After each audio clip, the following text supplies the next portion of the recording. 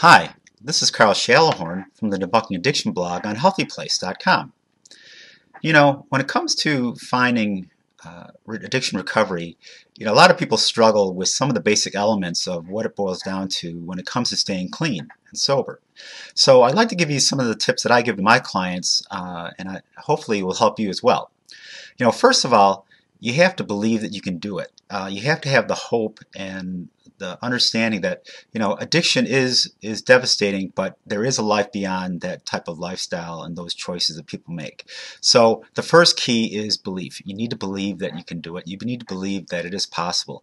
You may have tried in the past, you may have failed, but every day that you wake up, you have another opportunity to get this thing right.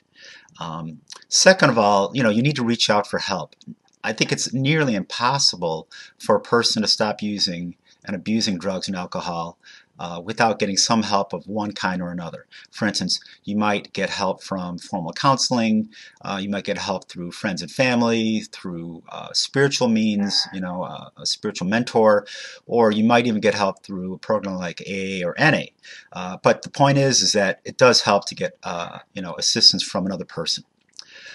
Another thing is to create space between you and the drug. Obviously, that may be difficult for some people, but the more space you create between you and the drug, the better chance you have of recovery. Obviously, if you're not around it, you're not going to use it. So sometimes you need to make those choices not to put yourself in vulnerable situations where there may be people that are using. Separating yourself from those people that might be abusing drugs and alcohol is probably one of the best things you can do. It can be difficult, but sometimes you have to break those relationships in order to do what you need to do for yourself. You might want to try replacing unhealthy behaviors that are addictive with healthy ones. For instance, many people may try to incorporate exercise, spiritual practices like prayer and meditation, things like that, in order to be able to find a sense of balance or wholeness.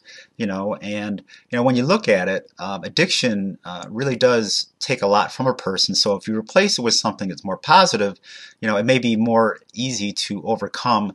And at least you've got something that you can focus on that is beneficial as opposed to destructive like addiction is. Another thing you might want to do is try to just reduce the cravings just by giving it 5 minutes. Just waiting 5 minutes if you experience an intense craving is something that you can do to delay the desire to pick up. If you can just get through that brief period of time, the craving will pass. All cravings do. It's just a matter of not giving into the craving and not folding and deciding to pick up when you could have just waited a little bit longer, and eventually it will pass. And then finally, I just have to say, don't pick up no matter what. It's so important that, if you feel weak, if you feel like you're struggling, just don't pick up. It's so difficult, I think, for people to understand that, but if you don't pick up, you're not going to get high. So, if you don't get high, things will get better, and recovery does take time, but by incorporating these few simple steps I mentioned, you can find a way to make your recovery something that's worthwhile. So hopefully this has helped for today. If you have any thoughts, please feel free to comment. And for the Debunking Addiction blog, I'm Carl Shalahorn.